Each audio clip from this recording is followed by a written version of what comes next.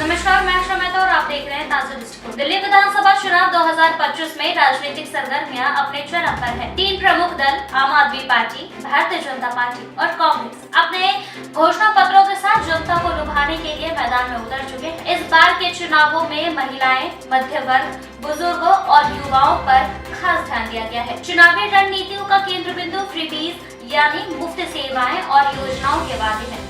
आइए विस्तार से समझते हैं कि किस पार्टी ने किन वादों के जरिए जनता को रिझाने की कोशिश की है। आम आदमी पार्टी के पूर्व मुख्यमंत्री अरविंद केजरीवाल ने महिलाओं का सम्मान योजना देने का वादा किया है। आपने इस योजना को विस्तारित करते हुए कम आय वर्ग की महिलाओं को 2100 रुपए मासिक सहायता देने का वादा किया है। ये योजना उन महिलाओं के लिए है जिनकी वार्षिक पारिवारिक आय 3 लाख तक है। इसके बाद मुफ्त परिवहन देने का वादा किया, जिसमें महिलाओं के लिए मुफ्त बस यात्रा की सुविधा पहले से लागू है, जिसे और मजबूत करने का वादा किया गया है। भारतीय जनता पार्टी ने महिलाएं समृद्धि योजना का वादा किया है, जिसमें बीजेपी ने 2500 मासिक सहायता देने का ऐलान किया है और साथ ही मातृ सुरक्षा वंदना योजना, जिसमें गर्भवती महिलाओं को 2100 रुपए और 6 पोषण किट देने का वादा किया है। कांग्रेस ने प्यारी दीदी योजना का वादा किया है, जिसमें 2500 मासिक सहायता का ऐलान है, जो कम आय वर्ग की महिलाओं को दी जाएंगे और साथ ही महिलाओं को सस्ता गैस सिलेंडर और मुफ्त राशन किट देने की भी बात कही है। वहीं मध्य वर्गों की योजनाओं की बात करें तो इस बार आपने पहली बार मध्य वर्ग की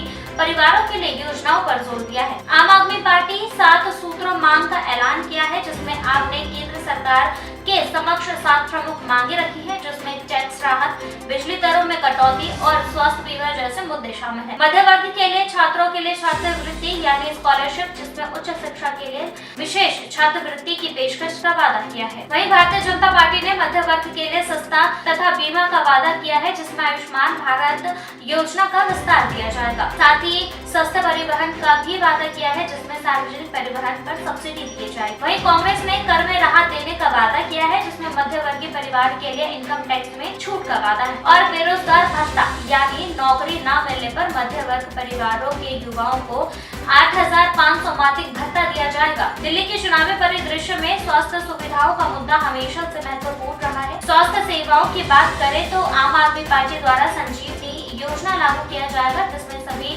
नागरिकों को सरकारी और निजी अस्पतालों में मुफ्त इलाज की सुविधा मिल सकेगी और डॉक्टर अंबेडकर सम्मान योजना, जिसके तहत विदेशों में पढ़ने वाले दलित छात्रों के लिए ट्यूशन और स्वास्थ्य बीमा कवर किया जाएगा। भारतीय जनता पार्टी भी आयुष्मान भारत योजना में गरीब और मध्य वर्ग के परिवारों के लिए 10 लाख तक का स्वास्थ्य बीमा का ऐलान किया है, जिसमें सस्ती दवाइयाँ जैसे जन औषधि केंद्र खोलने का वादा भी किया गया है। कांग्रेस की बात करें तो सभी नागरिकों को 25 लाख का स्वास्थ्य बीमा कवर मिल सकता है और मोबाइल क्लिनिक की सुविधा उपलब्ध कराई जाएगी, जिसमें दिल्ली के हर वार्ड में मोबाइल क्लिनिक की सुविधा शुरू हो। बेरोजगारी और युवाओं के लिए योजनाओं की बात करें तो आम आदमी पार्टी ने युवा रोजगार योजना का ऐलान किया है, जिसमें आपके हर वार्ड में रोजगार केंद्र खोलने का वादा किया है और स्टार्टअप्स के लिए अनुदान किया है, यानी कि युवाओं को स्टार्टअप से शुरू करने के लिए विशेष सब्सिडी और कर राहत का वादा किया है। वहीं बीजेपी ने दिल्ली में 5 लाख रोजगार सृजन करने का वादा किया और छात्रों के लिए मेरिट आधारित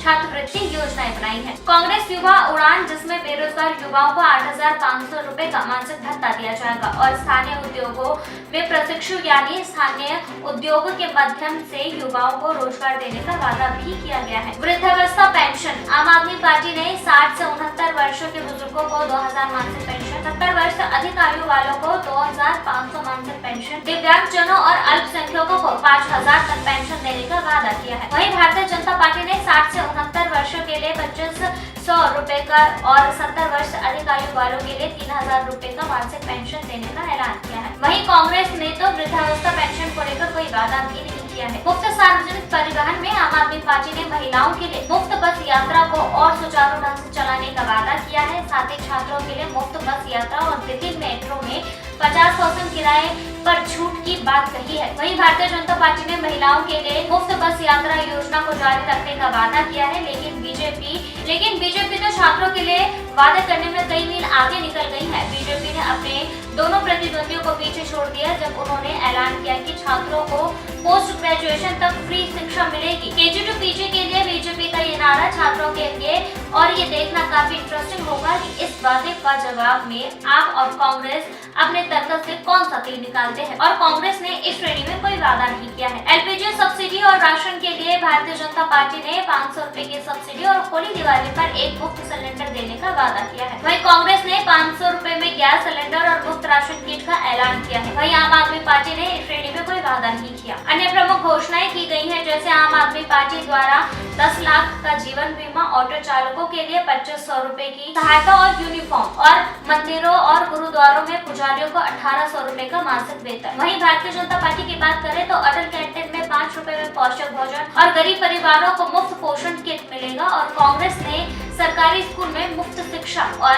हर नागरिक को न्यूनतम आय की गारंटी दी है। दिल्ली चुनाव 2025 में तीनों दलों ने, जिसमें आपने अपनी मौजूदा योजनाओं को विस्तार देते हुए महिलाएं, मध्य वर्ग और बुजुर्गों को केंद्र में रखा है। साथ ही बीजेपी ने नई योजनाओं और फ्रीबीज के जरिए मध्य वर्ग और गरीबों पर फोकस कर रही है। और कांग्रेस युवाओं और बेरोजगार के लिए बड़े वादे किए हैं, लेकिन अन्य क्षेत्रों में अपेक्षाकृत कमजोर नजर आ रही है। अब देखना यह है कि आगामी चुनाव में जनता किसके वादों को सबसे विश्वसनीय मानती है, और ये देखना बहुत ही दिलचस्प होगा। फिलहाल के लिए बस इतना ही। इस रिपोर्ट पर और भी अपडेट्स के लिए जुड़े रहिए हमारे साथ और देखते रहिए ताजा दृष्टिकोण।